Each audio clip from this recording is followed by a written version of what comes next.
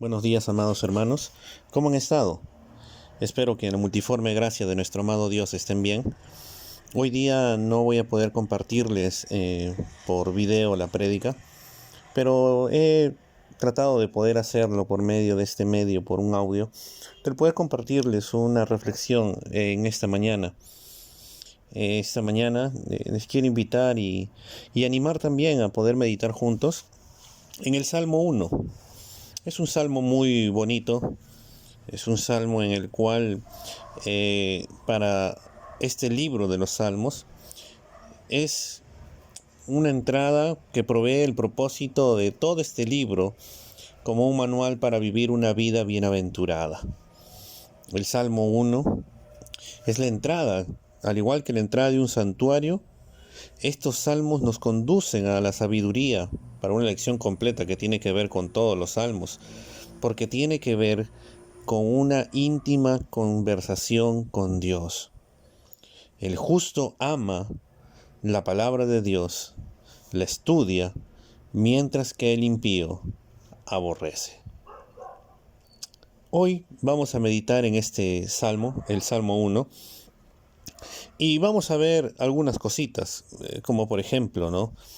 En la primera parte vamos a ver lo que no es el justo, vamos a ver lo que es el justo, las consecuencias de este caminar o de lo que hace el justo, y a la vez también las consecuencias de los impíos.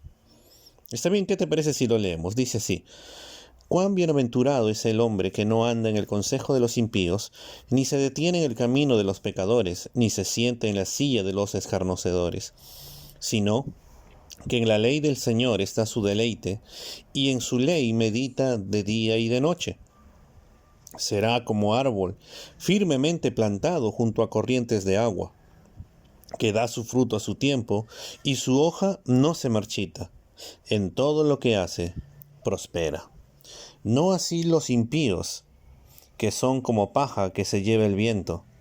Por tanto, no se sostendrán los impíos en el juicio, ni los pecadores en la congregación de los justos, porque el Señor conoce el camino de los justos, mas el camino de los impíos perecerá. Este salmo, hermanos, inicia diciéndonos cuán bienaventurado es el hombre, cuán dichoso es el hombre. Esta palabra bienaventurado es mucho más fuerte que poder escuchar que dice cuán feliz es el hombre. Tiene una connotación mucho más fuerte. Esta connotación quiere decir que es gozar del bienestar en cada área de la vida. Es decir, cuando encuentres la palabra bienaventurado en el hebreo, tiene que ver, hermanos, con que es el hombre bienaventurado, es el hombre que goza del bienestar en cada área de su vida. Y es muy, muy bonito cómo empieza este salmo, porque dice cuán bienaventurado, cuán dichoso es el hombre que goza en cada área de su vida. Pero ¿cómo es de que goza? Y ahí vemos, ¿no? Lo que no es el justo, en primer lugar. Dice que no anda en el consejo de los impíos, ni se detiene en el camino de los pecadores, ni se sienta en silla de escarnecedores. Algo que llama la atención, hermanos, es de cómo estos tres verbos, no anda, ni se detiene, ni se sienta, nos muestra como si hubiera una progresión descendiente. Es decir, como que va cayendo. Primero anda, se detiene y se sienta. ¿Ya?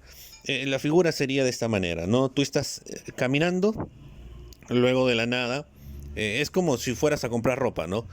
Vas, antes que podíamos ir a Gamarra con toda la libertad, ibas a Gamarra, estás caminando, de la nada te detienes a ver un modelo que te ha gustado, y luego entras a la tienda para poder probártelo. O como quien en ese momento te sientas. Ya, es como una manera así que se va manifestando, ¿no? Va de menos a más. Que hay una agresión en la cual se va mostrando en este caso de los impíos. Lo primero dice es que no anda en el consejo de los impíos. Pero ¿qué significa este no anda en el consejo? Podríamos ver que cuando quiere decir que este hombre no anda en el consejo de los malos, significa que el justo sabe cómo discernir el consejo de los malos. Tiene que ver, hermanos, porque muchas veces nosotros tendríamos que preguntarnos siempre, ¿no? ¿A quién acudimos cuando necesitamos un consejo? Cuando los casados, cuando tenemos algún inconveniente con nuestras parejas, ¿a quién acudimos? A veces acudimos a nuestro amigo. Sí, pero muchas veces nuestros amigos, algunos que acudimos, no son cristianos. O nos pasa algo en familia, ¿a quién acudimos? ¿A quién vamos en primer lugar? Y a veces no recurrimos a las escrituras, ni a hombres y mujeres piadosas en cuanto a la palabra del Señor, y más bien buscamos un consejo de alguien que no teme a Dios. Lo otro que tiene que ver es que ni se detiene en el camino de los pecadores. Este caminar, hermanos, de los pecadores involucra un sendero. Él no se detiene a pensar, a pecar como también lo hacen los demás. No se detiene en este camino en el cual estos pecadores andan y caminan y piensan que todo lo malo es bueno. Y cuando el creyente más bien sabe que ese caminar lo lleva a la destrucción. No camina en el mismo caminar que caminan los pecadores. No vive bajo el pecado, no vive bajo la influencia de este pecado, ni se siente en la silla de los escarnecedores. Algo curioso, hermanos, es que estaba buscando qué significa la palabra escarnecedor y la verdad significa, dice, es una persona que se burla, rechaza, ofende, ultraja, ridiculiza, insulta, calumnia o afrenta delante de varias personas. Wow, eso es muy curioso, ¿no? De esta escarnecedor, burla, rechaza, ofende, ultraja, ridiculiza, insulta, calumnia. O sea, ni se siente en esa silla de los escarnecedores. En otras palabras, no se sienta a burlarse, no se sienta a criticar, no se sienta a ridiculizar. Pero, ¿a quién? Uno tiene que ver contra sus hermanos, ¿no? ¿Qué hay cuando nos sentamos y empezamos a conversar con otras personas y le seguimos muchas veces el juego, ¿no? De estos chistes en doble sentido. Le seguimos el juego cuando escuchamos de una palabra que no tiene nada que ver y compartimos con ellos, ¿no? Nos reímos y todo, pero ¿qué tiene de malo? Tal vez te puedas preguntar, pero la verdad es que tiene mucho que ver, porque también tú sabes que eso está mal, pero a veces por querer agradar a la gente nos quedamos en esos lugares.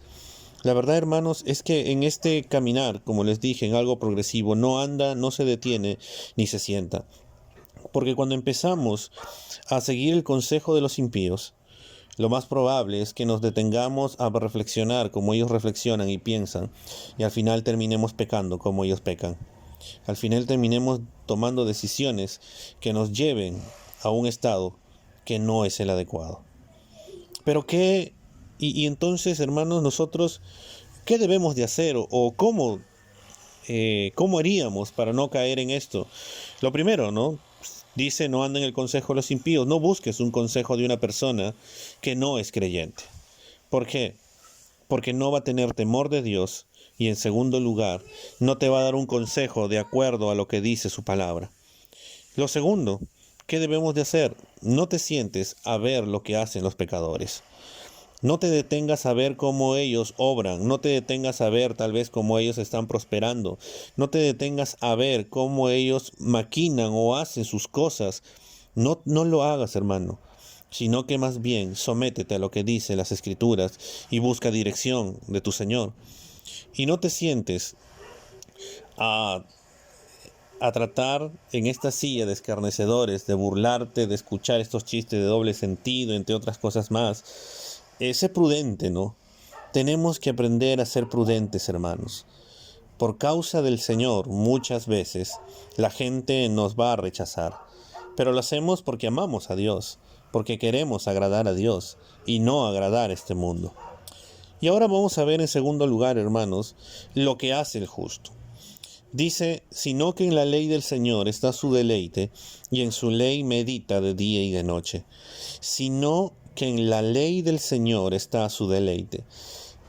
¿En qué ley está hablando? Para el judío era la Torá, y teníamos que ver con los 5 libros del libro de Moisés. Pero para nosotros los creyentes, si tenemos que interpretarlo para nuestra vida, tendría que decir, sino que en la palabra del Señor está su deleite. ¿Está nuestro deleite en la palabra del Señor? ¿Amamos la palabra de Dios? Hermanos, la palabra del Señor es vida. ¿Cuánto deleite tenemos cuando leemos su palabra? Y lo otro que nos menciona es que en su ley medita de día y de noche. Este meditar, hermanos, para el hebreo, para el judío, tenía que ver en una meditación de hablar de una manera suave. No era una meditación silenciosa que agarramos a veces, leemos y no proferimos ninguna palabra. Y es curioso cuando Pablo nos hace, ¿no? Nos dice que la fe viene por el oír y el oír la palabra de Dios. En otras palabras, tenemos que autoleernos la palabra del Señor, tenemos que leernos para nosotros mismos, para poder escuchar esta palabra y para poder tener fe. Tenemos que meditar en esta palabra y hace una referencia, dice, de día y de noche. ¿Qué quiere decir? Que es algo constante. Tiene que ver con una reflexión en la cual el creyente está meditando en esa palabra que ha leído. Pero ¿cómo puedo hacer eso? Podemos hacerlo de muchas maneras prácticas, hermanos. Podemos agarrar, escribir el versículo en el cual el Señor te ha hablado en la mañana y puedes llevarlo a cualquier otro lugar y poder meditar por medio de ella. ¿Qué más puedes hacer? Bueno, lo que podrías hacer si tienes la Biblia en tu celular, agarras una captura de pantalla y lo tienes ahí para leer. Tú dices, no puedo hacer esto, ya, haz esto. Tú grábate el versículo y luego reprodúcelo en altavoz para que sigas escuchando este versículo. Lo que hace el justo, hermanos, es que se deleita y medita. Tiene estas dos consecuencias. Se deleita y medita. Ama y quiere reflexionar en esta palabra del Señor porque ama a su Señor. Pero, ¿qué consecuencias trae esto de que yo medite en la palabra del Señor y que ame la ley? Y pues en el versículo 3 nos dice que vamos a ser como árboles plantados firmemente junto a corrientes de agua. Eso es lo primero que nos dice. Que vamos a ser, hermanos, vamos a tener una vida bienaventurada.